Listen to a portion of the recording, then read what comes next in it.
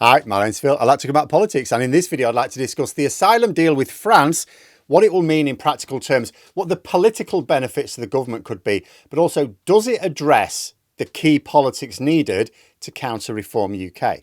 But first, for daily news and politics, please click the subscribe button to stay notified. So, as with everything to do with immigration, it's done in the shadow of Nigel Farage and Reform UK. So it's worth considering the difference between reality and right-wing fiction first. First, what is it that a lot of key voters believe about the nature of asylum, which Labour need to counter? Well, the first thing is that even lots of Reform voters do not actually oppose asylum. Their hostility towards asylum seekers is born of a belief, fueled by disinformation, that they are either queue jumpers, which goes down very badly in Britain. We've elevated the queue to high cultural significance. Or that they're not really refugees at all, but economic migrants trying the path of least resistance. Because after all, if they were genuine refugees, why wouldn't they just engage with the actual asylum process? So what leads to these beliefs? Well, most of the public don't realise that safe ways for claiming asylum simply don't exist for the vast majority of potential refugees.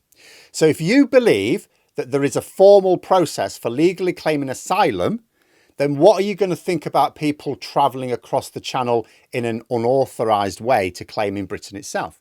You're going to think they're trying to gain some unfair advantage over others, or that they wouldn't get through the claim process if it was done properly. This is why I think Labour should have had a processing centre in France, where we bring across anyone who clears at least the initial phases of the process. That way, all be above board, fair, legal, and above all, controlled. Yes, there are some people who are just anti-foreigner, but Labour aren't going to win these people over with immigration policy. They can on other policies, not on immigration policy. But the ones who just want to see a fair, controlled process, they would be happy. However, Labour won't do that, possibly because they think it will increase the number of asylum seekers, which it might, but the numbers are not that great to be a serious concern. But anyway, the problem with asylum politically is that the small boat crossings and the use of hotels or other accommodation allows grifters to claim that we are being taken advantage of. If you remove these two very visible signs of an asylum system not quite working as the public would want it to, I believe you remove a lot of the oxygen from the very toxic debate. So what is this deal, and will it help address these issues? Well, it's getting back a little of what we had as EU members in a sense. It's a return scheme. President Macron made the point that it was Brexit which actually made it impossible for the UK to tackle what's been called illegal immigration. Although do note that claiming asylum after an unauthorised boat crossing is not illegal immigration. That is permitted by law, and Suella Braverman as Home Secretary once even admitted as much a few years ago.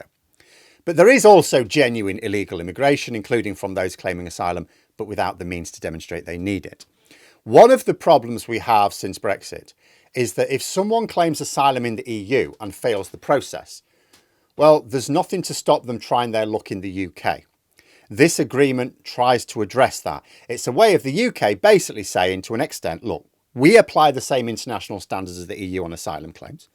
So if you fail in an EU country, you're going to fail in the UK, so why waste resources?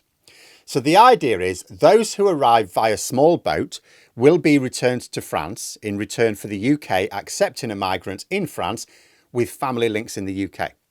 Now, although I've been critical of Labour's approach to asylum, has to be said that they have taken a much better approach than the Tories.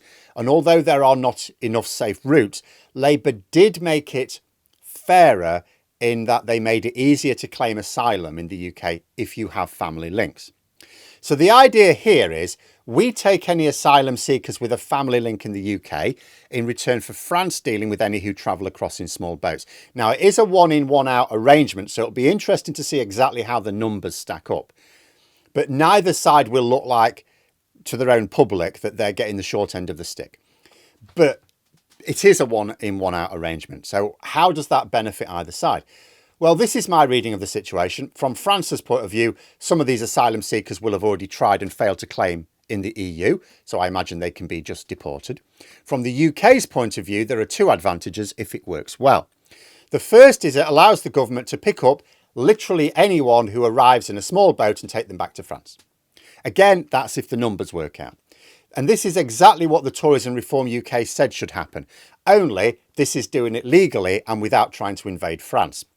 So if it works, It could help reduce the small boats problem. And even where people do arrive in small boats, if they are sent immediately back, the public will still feel the issue has been dealt with properly. The second advantage is that asylum seekers with a family link, well, they'll go and live with that family, we assume. Despite what many think, the government they do not take people off a boat, put a blanket around them and then throw them into a hotel.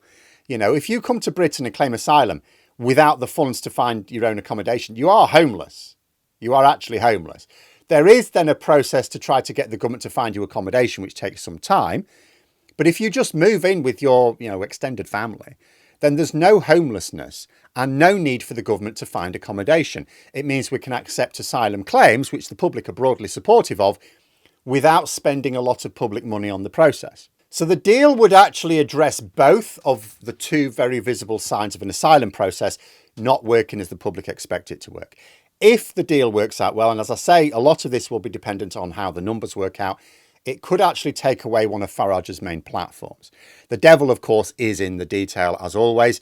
This agreement only lasts a year because the details are still being worked on.